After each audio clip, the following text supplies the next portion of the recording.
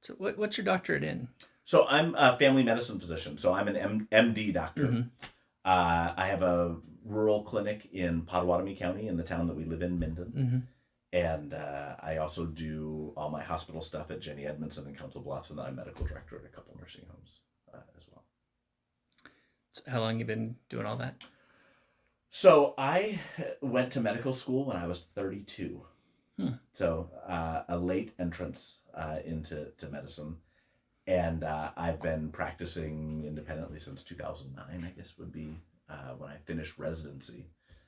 And we took over the clinic in Minden shortly after that and have been there since. Um, have have you run for office before, or is this your first time? No, I am actually on the city council Mm-hmm. in Minden, which is a different kind of run for office. Yeah, You know what it's like. I know what it's It's not you didn't win. like. Mm-hmm. It's your turn. Yeah. So, uh, yeah, I do sit there currently, and then I actually ran for a county supervisor seat before that, which was an actual race. And so my wife hates this question, but I always feel compelled to ask it. Why do you want to represent us in the Senate? Um, it's kind of the natural Mm-hmm. outgrowth of what I have been doing as an activist. Mm-hmm.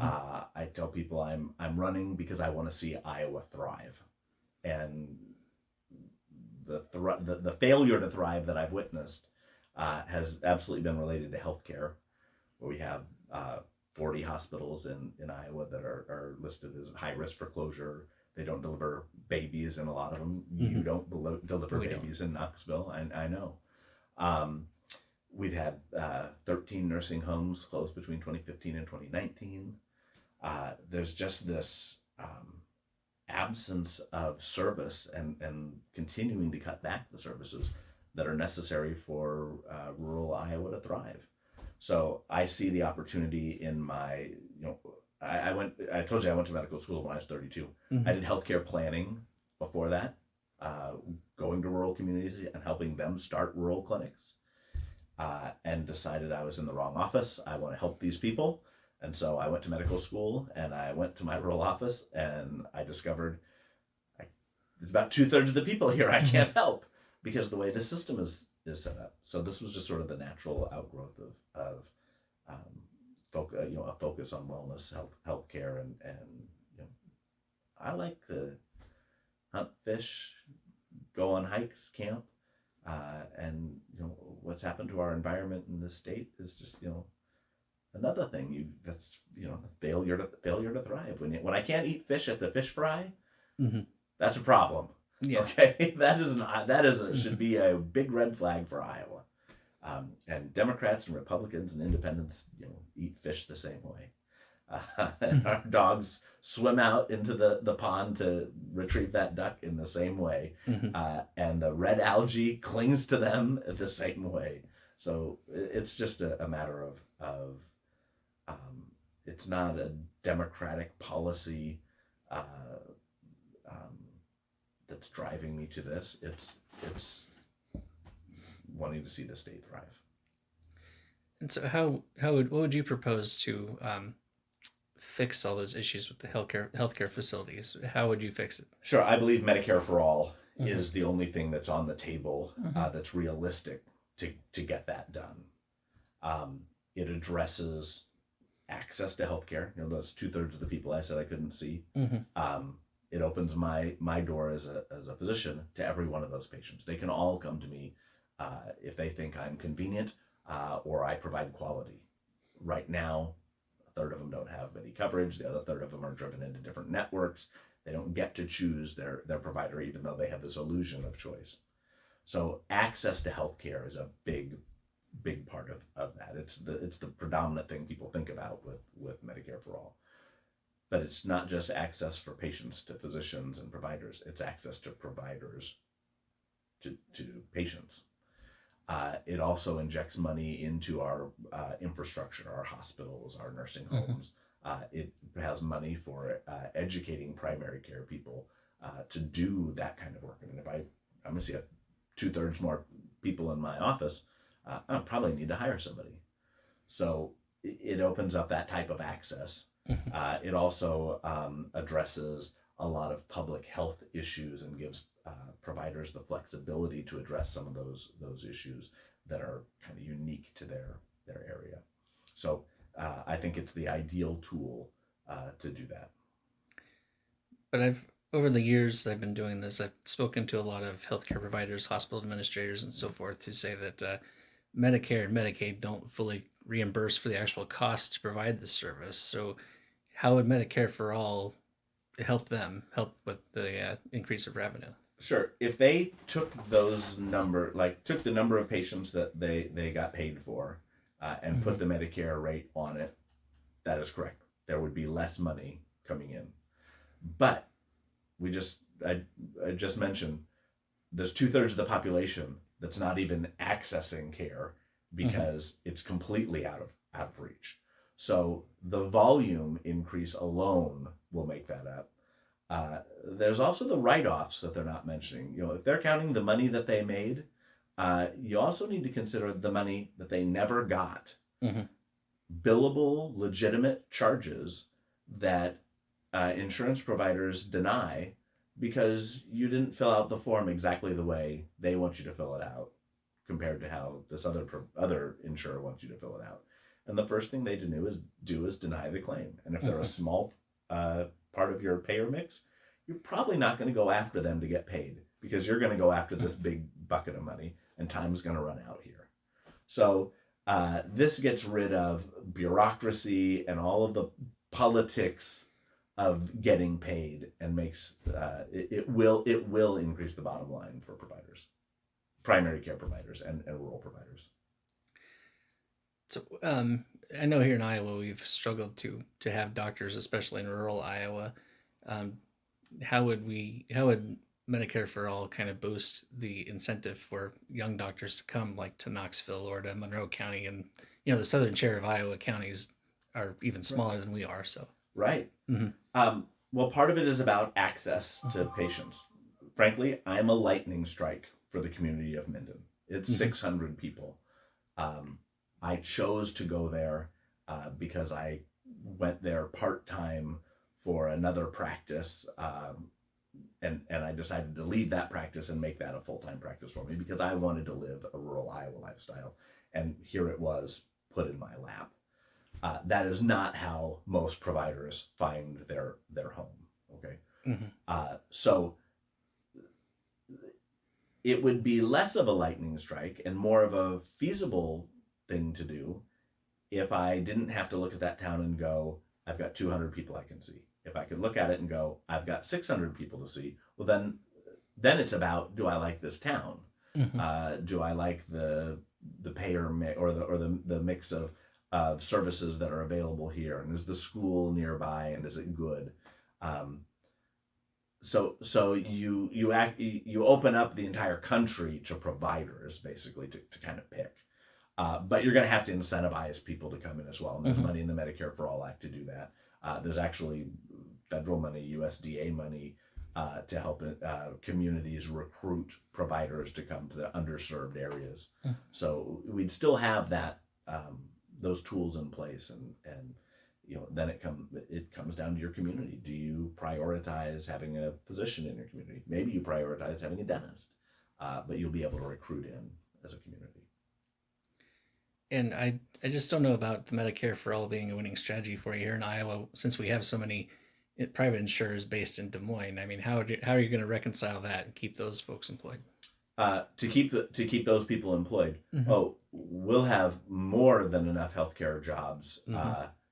doing the similar work to what they're already doing that needs done. All we're talking about is changing the process of the bureaucracy of payment. Mm-hmm. Okay. Um, when you extend healthcare to 85 million more people in this country that don't have any, that's 85 million more people's claims that are going to need to be processed. Uh, it'll just be a streamlined process.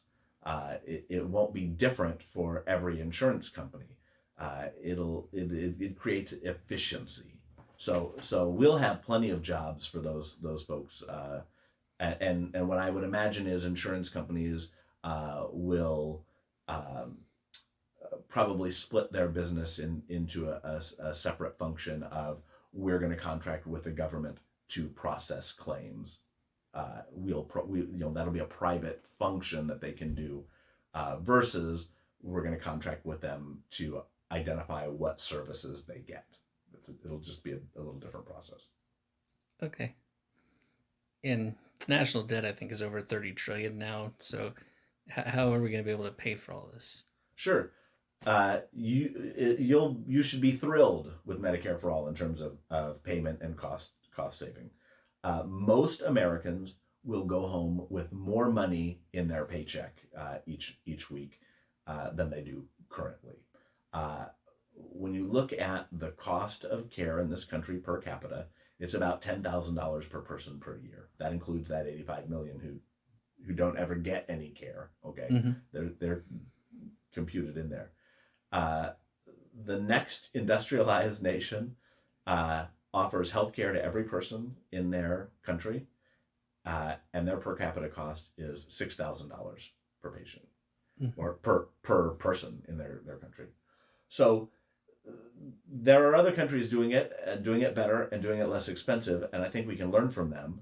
But it's not just well, I hope we figure it out. We got it figured out. The way we have it figured out is you'll still have a contribution instead of paying for insurance twice every paycheck, your Medicare contribution and your Mm-hmm. premium. That'll all go into the Medicare deduction, and it'll be at a lower dollar amount than your current premium. Your business will still have a employer contribution component to that if you have an employer. We'll also create efficiencies by rolling the VA system into this, by rolling the U.S. military medical health for family members and dependents into this. You don't need a VA system when this healthcare is available to everyone. The VA owns hospitals, owns physician practices, owns brick and mortar. All of that expense and all of that administration goes away. We create the efficiencies to reduce the cost of providing care. And again, that kind of goes back to your question about the hospitals. The cost of providing care right now includes the cost of being prepared to provide care to people who have no payer. Mm-hmm. So it'll all be rolled together, and we should go home with more. Like I said, you should go home with more money in your paycheck. So you brought up the VA, and that's kind of a sore subject here, especially when you talk about rolling in the VA into the rest of the system. Mm-hmm. What about all those facilities? Because here in Knoxville, we watched like a 39 buildings rot for years after the VA abandoned it. So would you continue to utilize those VA facilities? So those could become private facilities. Mm-hmm. Is exactly what should happen with those. Mm-hmm. You don't have to own Mm-hmm. them and operate them. Medicare for All is a payer system. It is not an employment system and a property owning system. We don't want to discourage competition. And that's part of what systems like the VA system, which is based on the UK's system, there's very little incentive. People are not competing with one another for patients. It's not about competition for the lowest dollar amount. It's competition for quality and convenience. So we don't want to embrace the federal government owns hospitals and owns clinics. We want to embrace independent providers that provide a necessary service. And as far as the necessary services, how would you account for the mental health care? Because that's been a constant need, especially here. We've been trying to solve that for many years. All the people I talk to. Right. Well, we have a system in our insurance industry right now that somehow believes that things from above the neck are not related to healthcare. Okay. It's the strangest thing we've done to cut mental health care services out. I refer to them as brain chemistry disease. Mm-hmm. We don't separate bone chemistry disease from the health system, right? Like your regular insurance covers osteoporosis and you broke your leg and you need therapy. But somehow, if it's brain chemistry, that's not healthcare. So this brings everything back together into the healthcare. It reunites the head with the body. And again, mental health care providers are primary care providers within their specialty. So it would offer a broader access. It would make going into mental health care as a provider a more reasonable thing to do. It trains more licensed mental health care professionals and talk therapists. It brings addiction and recovery in. There's just this is the tool for reuniting the body. So, what kind of barriers as an MD? What kind of barriers have you run into in Iowa so far with treating mental health? Like, I just spoke with our hospital CEO last week. He'd love to see the kind of infrastructure where, like if somebody has a heart attack out here, people, they can be on an operating table within like 30-40 minutes to get that taken care of. But people can wait for weeks out here waiting for a bed for mental health care. So, what kind of roadblocks have you seen in achieving that kind of goal? Sure. It's there's problems throughout the entire system. What that administrator was talking about is emergencies, and that gets people's attention, right? When somebody's walking down the middle of the street, downtown Knoxville, naked, that gets everyone's attention. People go, that's a mental health care issue. When people fall over in the Chinese restaurant, clutching their chest in chest pain, that's a medical emergency. It gets people's attention. Nobody's attention goes on the 30 other people in the restaurant who are on blood pressure medicine. Okay, they're on blood pressure medicine so that they don't fall out of the chair and have a heart attack. Nobody's attention goes to all the people who are walking around the street that should be on an antidepressant or an anti-anxiety medicine or an antipsychotic to help prevent crisis, because naked in the street is crisis. So we've got to take it all the way back to the primary care level. If we expanded our primary care network, we would be addressing mental health issues way before they show up in the street. But there is a 9-year span between the time a person begins expressing symptoms of mental illness and them getting appropriately diagnosed and treated. 9 years. That's completely unacceptable. You don't go 9 months in my clinic with your blood pressure being elevated and that's not starting you on something. So we've got to expand the primary care network and make them ready and prepared to identify, diagnose, and treat. Every primary care doctor like me should be able to do depression, anxiety, and certain mental health things. Then we need crisis beds, and so the more earlier treatment we have, the less crisis beds we should need. That's why you have critical access hospital now. You used to have 100 and some odd beds, now you have 25, because we're better. We do need crisis beds. We need more access to crisis beds throughout the state. And again, that's a Medicare for All function, that when you're a full-time facility, you can have beds dedicated to psych. You can have nurses that are cross-trained in cardiovascular and psychiatry. But it requires greater access. And kind of sticking, there's obviously a lot more to the Senate now than just healthcare, but kind of sticking with that, the big thing this week, of course, Senator Schumer's going to put a bill, making all abortions legal. Where do you stand on the issue? And I'm especially interested, because you're a doctor. I've heard that it has long-term physical and emotional effects on the mother. We know that So does an unwanted pregnancy. Exactly, that's true. I'm sure that's true as well. So where do you stand on that? Should that be something up to the states, or should we have a federal law? No, it should be federal law, and the federal law should be dramatic, that a woman has control of her body at all times. Um, I can't make you donate blood, uh, even though the your friend in the office next door, uh, you know, has a blood condition that and needs your blood to stay alive. I can't make you do that.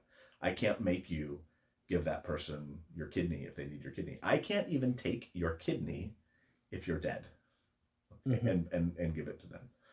Uh, we don't force people in this country uh, to sacrifice anything bodily for the benefit of another person. We just don't. That's what we're asking a woman to do when we say you can't have an abortion, you can't terminate a pregnancy, you cannot have full control of your body throughout your entire life, and even in death. We offer Mm-hmm. we so essentially we're giving, if we don't recognize this, women have less body autonomy, less rights than a human corpse. That's not America. We've got to give women the right to body autonomy completely. But we're also coming off of 2020 and COVID when there were a lot of regulations, like people had to get vaccinated to get on a plane and things of that nature. So where do you find that balance? Yeah, no, that's not federal law. Uh, um, that was, recommendations from the CDC as implemented by airlines. There certainly were restrictions on if you receive federal money for X, Y, and Z, then yeah, you have to follow these federal regulations. But But what's there what? was no law Yeah. that said you have to get a vaccine. You Mm-hmm. had the choice. That choice comes with some consequences, and if this virus had gone like it was looking when it started, where it left China killing 25% of the people who had it, that'd be a completely different discussion. Mm-hmm. That becomes a discussion about the extinction of the human race. Okay. Um, and yeah, I would support federal legislation that says to prevent the extinction of the human race, we're going to do that. But we're not talking about the extinction of human race. We're talking about a relatively uncommon procedure that is ne- almost never entered into lightly. Mm-hmm. But as far as like COVID, we knew that it was only fatal to about 1% of those who got it, but yet we still went through with shutting down our economy and going through and masking and all these other requirements, all this spending. Right. You know, where did you fall on that? I mean, do you think all Yeah. those were good moves? Yeah. We only know Mm-hmm. that now. Mm-hmm. When March of 2020, Mm-hmm. 2019 uh, happened, we were looking at death rates of like 25% in China. I mean, it Mm-hmm. was it was a big number. And yes, what we knew is we don't know enough. Uh, but we know things about viruses Mm-hmm. and things like hand washing and masking and separating populations help reduce viruses. Yeah, I think had we not done that, our death rate would have been dramatically higher. So yes, our rate is low now because mutation and weakening of the virus and the dominant strains. But to say we knew that at the time, no. You know I worked with my public health department and fought with emergency medical services to protect the seniors in the nursing homes that I served in. Uh, you know, my biggest one has 140 beds. We Mm-hmm. lost 25 people. They Yeah. died. Uh, that's a big population. Uh, that I guess the only thing they did was uh, build the state that we have today. So Yeah, it was a bummer, but you know, but talking about mental health, I know that interaction with people is very important to a senior citizen's mental health, and we're hearing about children and young people having mental health issues now because they were out of school for a year, and um, so how can we, keep people safe physically and protect them mentally? Yeah, that's it. It's really Mm-hmm. just going to depend on the Mm-hmm. situation. In terms of the nursing home, uh, there was a dramatic misleading regarding how seniors felt about not seeing their families. Mm-hmm. Uh, my seniors eat meals together every day. Okay, they see their family once a month Mm-hmm. uh, until COVID, at which point nobody went to work and they had time and they were going to go see mom and they couldn't. Mm-hmm. Um, we had more seniors saying, "Don't let them in here to kill me, or to give it to my table mate and kill her because Mm-hmm. that's my friend. I see her every day." Mm-hmm. That's a much stronger relationship than parent to child. I mean, it's natural that we separate from our Mm-hmm. parents and children. Um, so I think there was this great myth about senior depression. They were bothered that they might not be able to go outside in their facility, and yes, they enjoyed seeing their families, but families were high risk to kill off our population. And every time we had a outbreak in a facility, it was because somebody from the outside brought it in. That's the only way for it to get there. Now Mm-hmm. that might have been a staff member or a family member, but it came in from outside. These were safe, protected populations.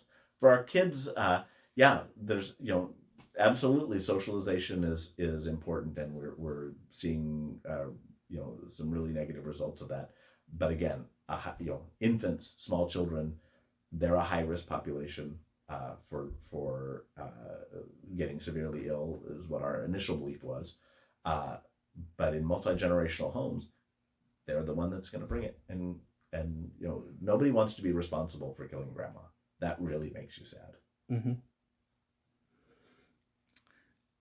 So what other issues are big for you if you get the nomination and the Um, I really try to focus on uh, these this package, especially the Medicare portion of the package, as rural recovery. Mm. So all those things I talked about, the 25% population loss in the last 40 years, 40 hospitals that at high risk for closure, hundreds of bodies of water unsafe for consumption or recreation. Uh, that's all about rural lifestyle, and things like infrastructure. You know, it ties in with, look, if you've got a healthy hospital and a healthy medical society, they need that high speed broadband. So that's a place to run it to. The idea of like, well, we're just going to every county is going to have high speed broadband. I'm like, in Farmer Johnson's field. I mean, where are you yeah. gonna, where do you want it? Uh, so if we're running something physically, the hospital is a great place to run it to.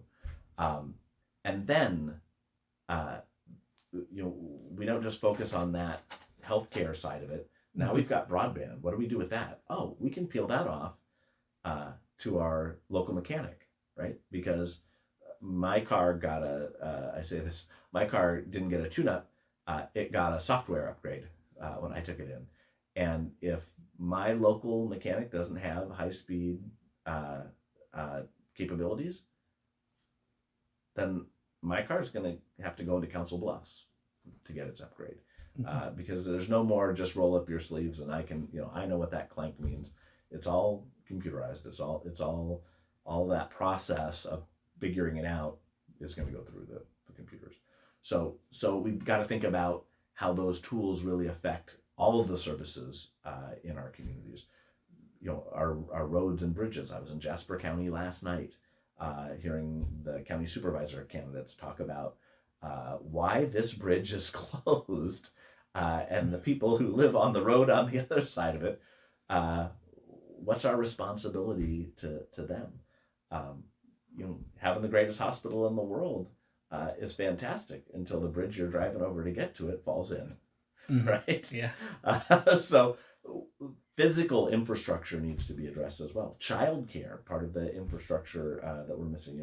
My community doesn't have a licensed daycare. Um, that makes our community a magnet for sex offenders because we don't have a school in town, we don't have a licensed childcare facility. It's a place that they can come and live and be within a safe distance from all the things that we want them to be safe from. But it does not help our community grow and thrive in the way that we're trying to grow. So access to affordable childcare in every community is important for the community's growth. It's important for getting people to work. If you can't drive across that rickety bridge without your kids on your way to work, then you're not going to be going across the bridge, I guess. So, what funding mechanisms or changes would you make to improve our roads and stuff? Because our county engineer has been saying for years now that his costs keep going up, but his funding is either stagnant or decreased. Well, it's decreased given inflation. Right. So there's a lot of Mm-hmm. failing infrastructure across our nation, Mm-hmm. things that we just haven't been able to fund. And where was that funding supposed to come from? Okay, it was supposed to come from taxes that we collect to take care of things like that. Mm-hmm. So we've erred on the side of tax cuts. There's a problem with your taxes being too high. There's a problem with taxes being too low. We've lowered the taxes on the people who have the money to get this stuff done. And we need to go reclaim that money. And what I'm talking about is trickle-down economics. If you look at the wealth curve in this nation, it is a flat line from the lowest paid person in this country, and the impoverished person, to about the 90th percentile. Okay, it's a relatively flat line, and then it skyrockets for that last 5%, and the last 1% has to, it's invisible. That it doesn't exist. It's so far off, and that's because we've given breaks to those people over and over and over again, with the idea that they're going to invest back into our communities, and we're going to have a healthy middle class, and we're all going to pay fair taxes, and we're going to have all the things that we need. Well, that didn't happen.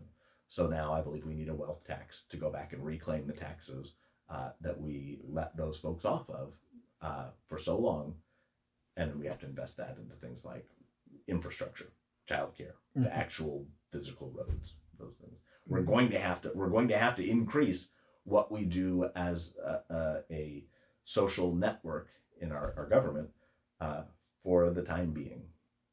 Mm-hmm.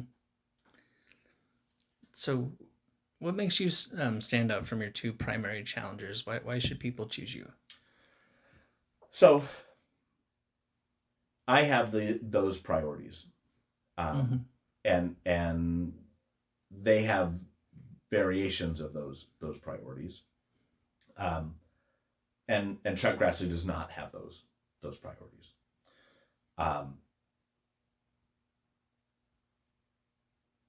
Winning in Iowa for a Democratic candidate doesn't happen when you're the candidate who's trying to look like a Republican. Okay? We've done that at the top of the ticket the last 4 general elections. Teresa Greenfield, Fred Hubbell. Mm-hmm. If the people that I'm running against right now were running against Chuck Grassley in his first election, they would only be facing him in a primary. Okay, they would be in the same party. Iowans need somebody that they can be confident are going to stand for the principles that they're sending them for. A candidate I often refer to, Tom Harkin, a very progressive candidate, a very progressive senator, reelected again and again, and Iowans liked that and supported that, and that's the type of candidate that they're looking for. I distinguish myself from my fellow candidates by being the more progressive candidate. I think that's the candidate that can win. I think that's the candidate that's going to actually deliver on all of those things. These two, not as interested in eliminating the filibuster, not supportive of the policies of the Green New Deal, not embracing Medicare for all, though Admiral Franken has used those words recently, but then falls back on or a Medicare-like option. There's no such thing as those two things existing together. You either have Medicare for all or you don't. Mm-hmm. So we differ significantly, as much as they might try to make it look like they don't. Mm-hmm. So just in general, is there anything more you want people to be sure to know about you? And also, you have a campaign website, right? We want to make sure we get that in. HurstForIowa.com, HURST. We try to be a